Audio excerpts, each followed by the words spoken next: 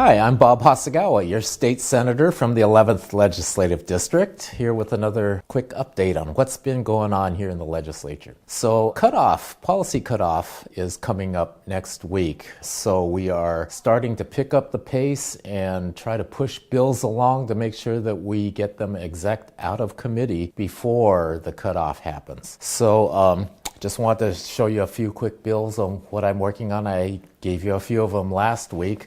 This is a different set. Early childhood basic education is just to incorporate within the definition of basic education our early childhood education system. So to make sure that every child from birth actually until they reach K-12 also has equity of opportunity to learn as much as possible, because my philosophy is that we need to be doing a lot for which we are for post-secondary educational opportunities. But really, if you think about it, there's this thing called the bow wave effect. So the earlier we apply the resources to help a developing child, the bigger the effect it's going to have down that child's life.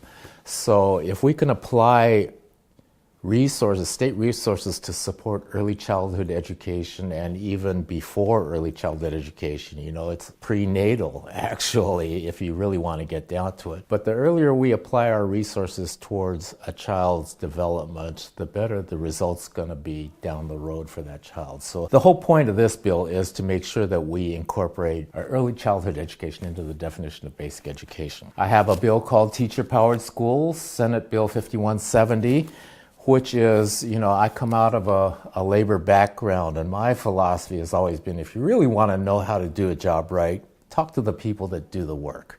And so most of the community-based organizations that I've come through have been about, instead of using a hierarchical top-down structure, we use a steering committee structure where the workers themselves or the people in any organization form a steering committee, and that's the leadership for whatever the organization is.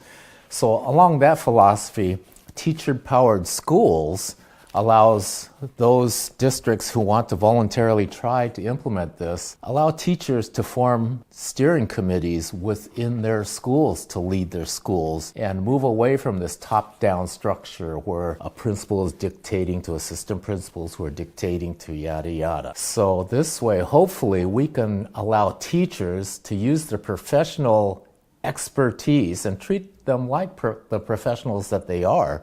Most of them have master's degrees, PhDs even, but are given no respect for the professionalism that they actually have. So this allows us to show that we can do it ourselves. I've got a couple of bills. This one is regarding facial recognition, the Senate Bill 5528. Facial recognition programs are becoming more and more prevalent, and we want to make sure that when government is buying these things, that we're not using them in manners maybe that may infringe on our First Amendment rights and protect I wouldn't say anonymity, but protect our right to not be tracked everywhere we go by the government. So this tries to put some sideboards around how government uses facial recognition programs. I also have a technology AI program or bill that tries to put sideboards around how we use AI or artificial intelligence to predetermine how people are judged or rated for whatever opportunities they're trying to move toward.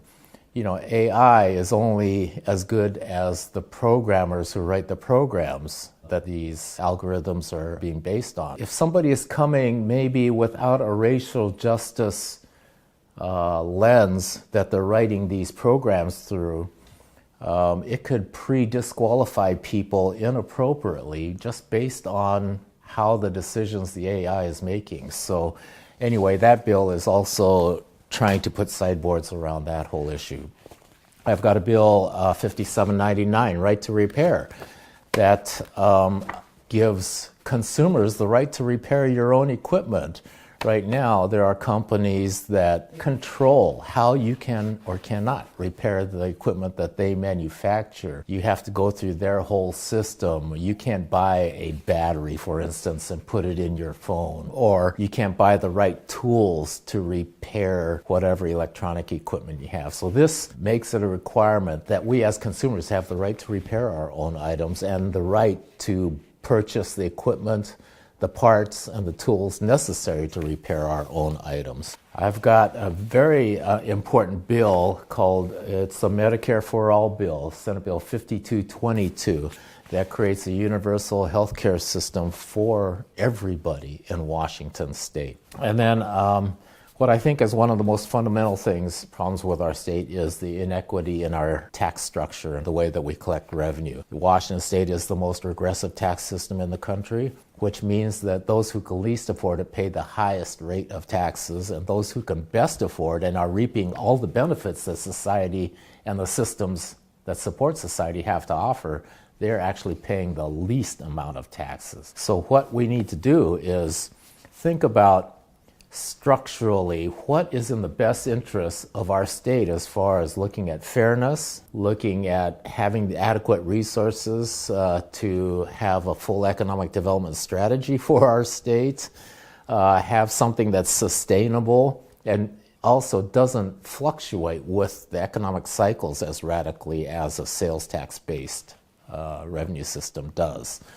So my Bill 5541 requires the governor to assemble a task force to look into our entire revenue structure and make recommendations on how we can reform it so that small businesses get a better fair shot, don't have to get burdened with this B&O tax that is so regressive among small businesses. In fact, I would contend is as regressive to small businesses as a sales tax or utility tax is to regular folk.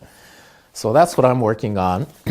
And then next week also is a very important date in American history. February 19th is called the Day of Remembrance, and that is the day that President Roosevelt signed Executive Order 9066, which incarcerated all Americans of Japanese descent, which included my whole family, my parents, their siblings, their parents.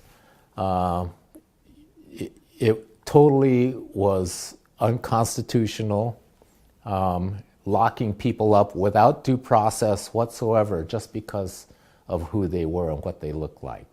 So February 19th, we will be passing a floor resolution to commemorate that day so that we never forget that we have to protect our freedoms and rights. And then on February 20th, the House will be passing a floor resolution which will be more ceremonious than the one in the Senate, because Senate, we're just in pro forma session. So February 20th will be a bigger to-do, which you will probably be able to follow on TVW under the House proceedings. So anyway, I've gone too long. I appreciate your taking the time to watch this quick update on some of the stuff going on here in the legislature. And my next report back to you will come after House of Origin policy cutoff, but before fiscal cutoff, hopefully. So I'll see you then. Again, I'm Bob Hasegawa, your state senator for the 11th Legislative District. Thank you.